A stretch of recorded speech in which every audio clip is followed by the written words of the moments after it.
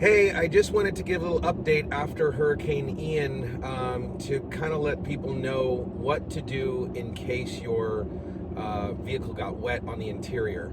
I'm going to be honest, I've been known to leave my sunroof open on my previous vehicle more than one time, sadly, over the last 10 years. I think I've done it twice now, which is not too smart. I don't learn from the first time. But if you leave your sunroof or you leave your windows cracked and you get water on the inside, which I'm expecting there's a lot of people right now who has maybe not made that mistake, but the water has flooded, came in from the bottom of the car and your carpets are wet or something like that, or just the rain was so strong that maybe it came through the window up here or something. I don't know. It depends on what vehicle you have, if that's a possibility or not. But I wanted to tell you how to dry your car so you don't start to get mildew and stuff inside. First and foremost, bring the car inside if you can, if it's still raining, so you're not kind of making it worse with humidity. If it's beautiful and sunny outside, then let's do it outside. That actually might help a little bit. First thing you're going to do is turn your heater on in your car. Don't listen to the YouTube videos that tell you use your air conditioning. Trust me, from people who do this professionally, it does not work. Heat is what dries. I think most people would know that, but when you go online, you hear different stories. So heat dries. So use the car's heater system. Turn the car on. Do not turn the car on if you have it in the garage, unless you have an electric car. Turn the car on. Put the car all the way on heat, as high as you can go. Put the blower as high, most power as you can go as well. But here's the two key things. One, make sure you change your settings so it's not recirculating. You don't want it recirculating in the car. You want to be grabbing fresh air to pull air in the car, and then I'm going to show you how to push it out of the car as well. So make sure it's not recirculating. You want fresh air in only. Make sure it's on heat, and make sure it's on high speed. Then you usually have the option to choose where the air blows. So if your feet is cold, you can say blow the heat only on the floor. That's what you're going to want to do. Water is going to be on the floor, it's going to be on your seats, it's not going to be on the roof. So make sure the heat is blowing towards the floor if you have that option in your car.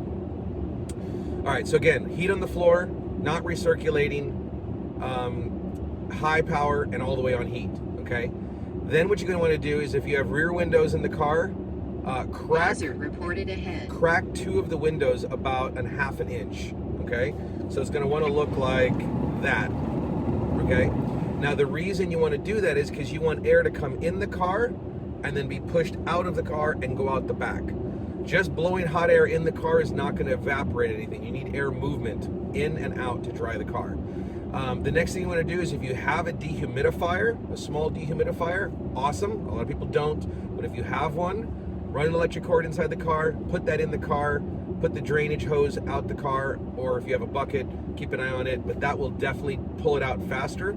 The next thing you want to do is make sure you pull all your mats out of the car. Of course, anything you can take out of the car, anything under your seats, pull that out of there completely, anything in your pockets if the seats got wet. And then try to get some high-powered blower fans. You can get them at Walmart. They're usually relatively cheap. The best ones, believe it or not, are like Lowe's or a Home Depot. They're really high-powered. I actually have a few in my house for other reasons, so I actually just used those last time. But they're great because you have a pivot and it just puts the air exactly where you want it to go. It's not an oscillating fan. It just goes straight where you want it to go. So just aim those straight at the ground. You can actually set them on the seat and then aim them towards the floor. And then literally just run the cords and then let that dry for a couple of hours. Don't leave it overnight when you're not there. You don't want something to fall over, a fan to get stuck, overheat, and cause a fire in the car. Keep an eye on it, but this will do it.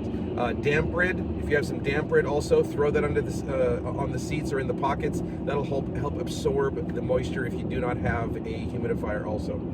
Anyway, I hope you guys got through the storm okay. I hope this video is all for nothing, that nobody got any flood or water damage in a car. But if that happened, that's a good way to get out of it. But please, if you need any questions, we don't do any of these services here at BMW of Tampa, but obviously my technicians and mechanics know a lot of people. So if you need some certain repair on something, on any brand, contact me. I'm sure that my team will know some good repair shops around the local area or even out of town. I've got friends out in Orlando as well, Sarasota.